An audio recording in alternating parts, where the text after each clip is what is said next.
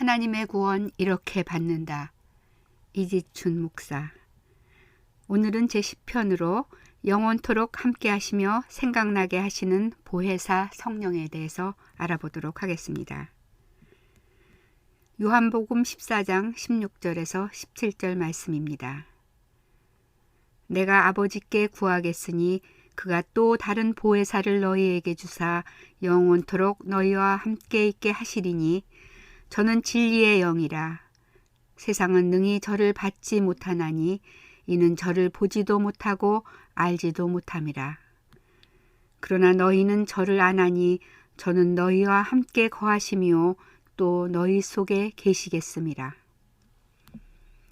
여기서 또 다른이라는 말은 원어의 알로스로 대용할 수 있는 동일한 종류의 다른 것을 의미하고, 보혜사는 원어의 파라클리토스로 옆에서 위로하고 변화해주고 도와주는 자라는 뜻입니다. 그러므로 또 다른 보혜사는 예수님께서 육신의 몸으로 제자들과 함께 계셔서 제자들을 위로하고 변호해주며 도와주시는 보혜사 역할을 하셨던 것과 똑같은 역할을 하실 또 다른 보혜사라는 뜻입니다.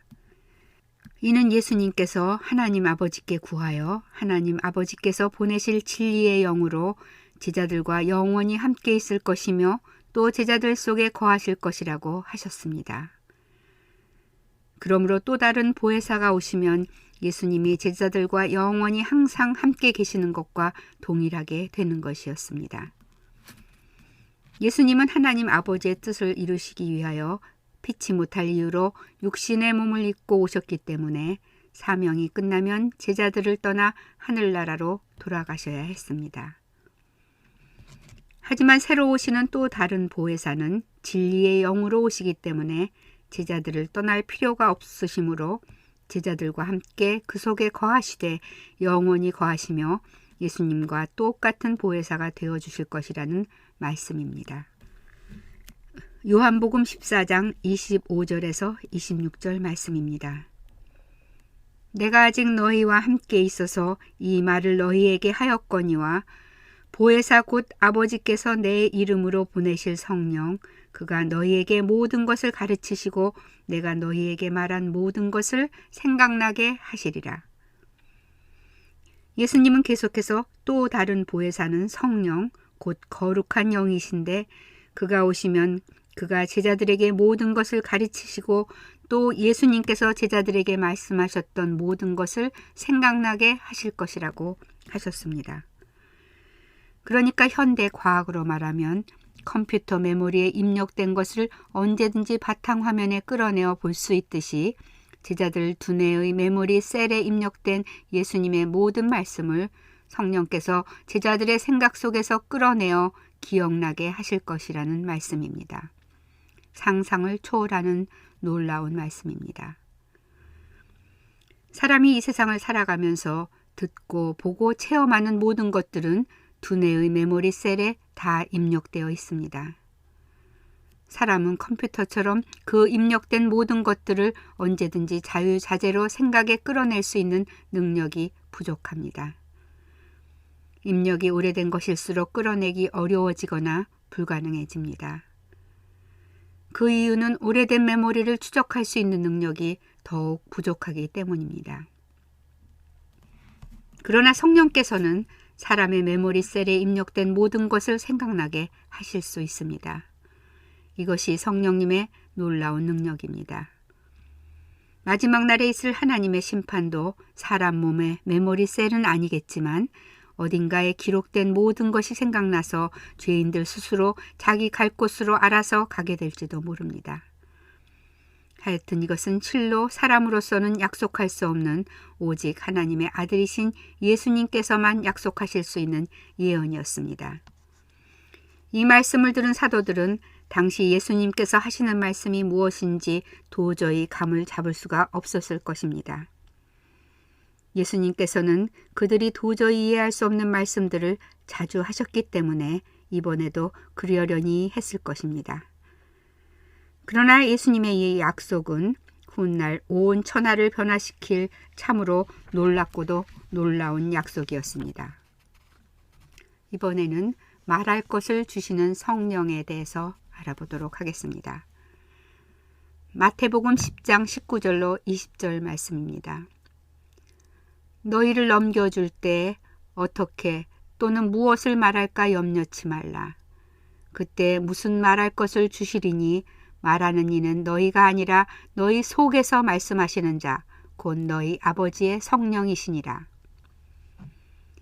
예수님께서는 사도들이 예수님의 지상명령을 잘 감당할 수 있도록 하나님 아버지께서 또 다른 보혜사, 즉 성령님을 보내셔서 제자들 속에 영원히 거하시며 예수님과 똑같은 보혜사 역할을 하게 하심으로 제자들에게 모든 것을 가르쳐 주시고 예수님께서 말씀하신 모든 것들을 생각나게 하실 것이라고 하셨습니다. 더욱 놀라운 것은 사도들이 말할 것도 그들 속에서 말씀해 주실 것이라고 약속하셨습니다. 하나님께서 사람들에게 말씀하시기 원하시는 것을 사도들 속에서 역사하시는 성령께서 사도들에게 말할 것을 사도들로 하여금 사람들에게 말하게 하실 것이라는 말씀입니다. 이와 같은 영적인 역사는 하나님과 사람과의 관계에서 흔히 있어 왔기에 특별히 놀랄 만한 것은 아닙니다. 하나님께서는 사람을 통하여 사람에게 말씀하시는 경우가 얼마든지 있기 때문입니다. 한 가지 특이한 것은 성령께서 사도들 속에 영원히 계신다는 것입니다. 예수님께서는 부활하신 후에 성령께서 오실 것을 한 번 더 약속하시고 승천하셨습니다.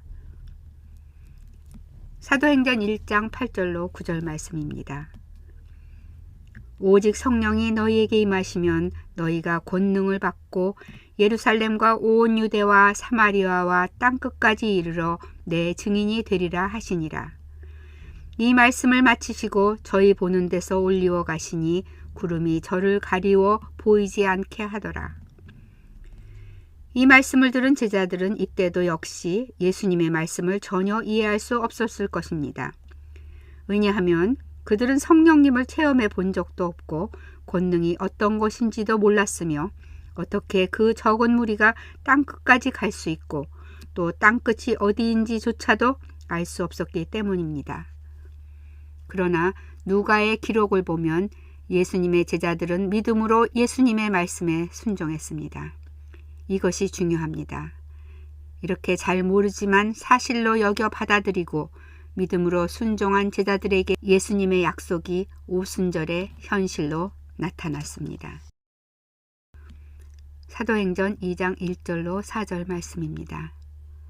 오순절이 이미 이름에 저희가 다 같이 한 곳에 모였더니 후련히 하늘로부터 급하고 강한 바람 같은 소리가 있어 저희 앉은 온 집에 가득하며 불의 혀같이 갈라지는 것이 저희에게 보여 각 사람 위에 임하여 있더니 저희가 다 성령의 충만함을 받고 성령이 말하게 하심을 따라 다른 방언으로 말하기를 시작하니라.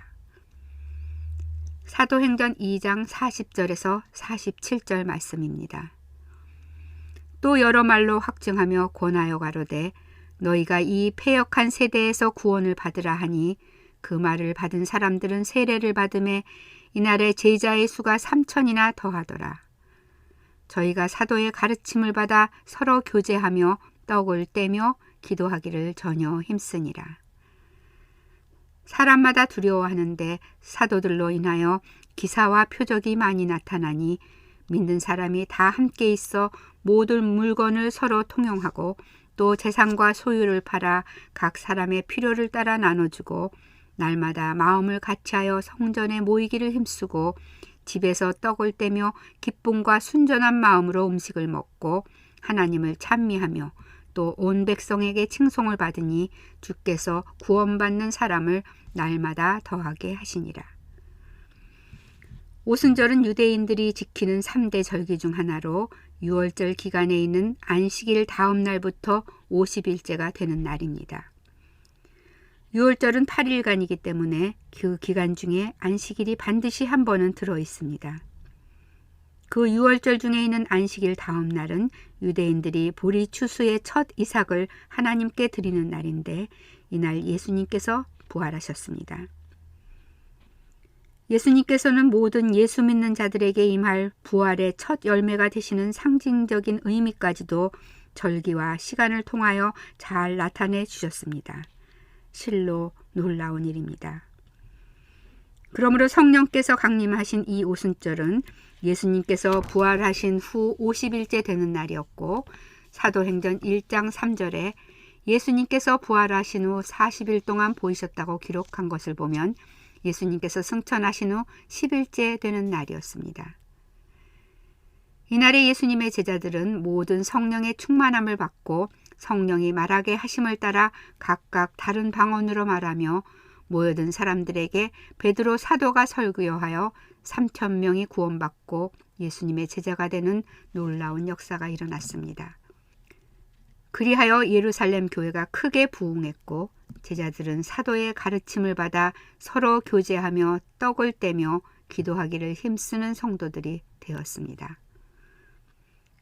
성령께서 임하시자 예수님께서 말씀하신 가르쳐 지키게 하라고 하신 말씀이 곧 실행된 것입니다.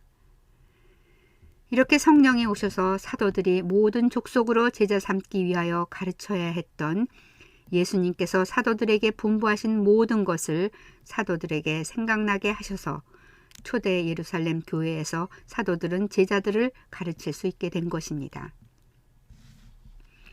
그 후에 제자들이 더욱 많아지고 교회가 여러 곳에 생기게 됨에 따라 그들을 위하여 성령께서 생각나게 하시고 말하게 하심을 따라 예수님의 행적과 가르치심을 기록하여 보내게 되어 복음서가 탄생하게 되었습니다. 시간이 지나 이방인의 세계에 더욱 많은 제자가 생기게 되었고 교회도 더욱 많아졌습니다. 그들을 위하여 사도들과 제자들이 성령께서 하시는 말씀을 따라 그 말들을 편지로 보내게 되었고 그 편지들이 교회들 사이에 회람되었습니다. 이와 같은 기록들은 모두 사도에 의하여 친히 기록되었거나 또는 사도가 그 순수성과 영감성을 반드시 인정하는 것이어야만 했습니다.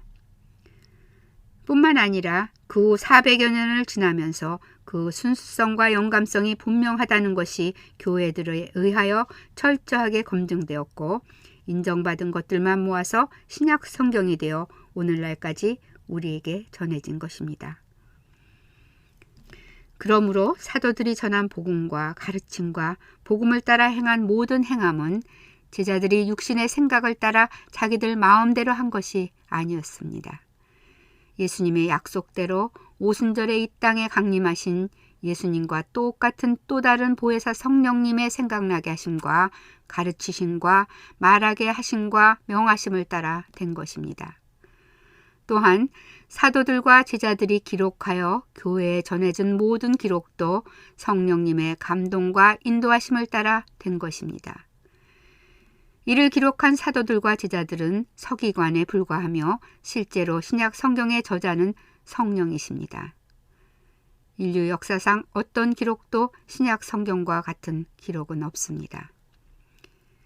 그러므로 신약 성경은 유일한 예수님과 똑같은 보혜사 성령님의 말씀이자 곧 예수님의 말씀이요 하나님의 말씀입니다. 이것이 신약 성경의 권위요 우리가 신약 성경을 하나님의 뜻을 나타내는 유일하게 기록된 하나님의 말씀으로 믿을 수 있는 이유입니다.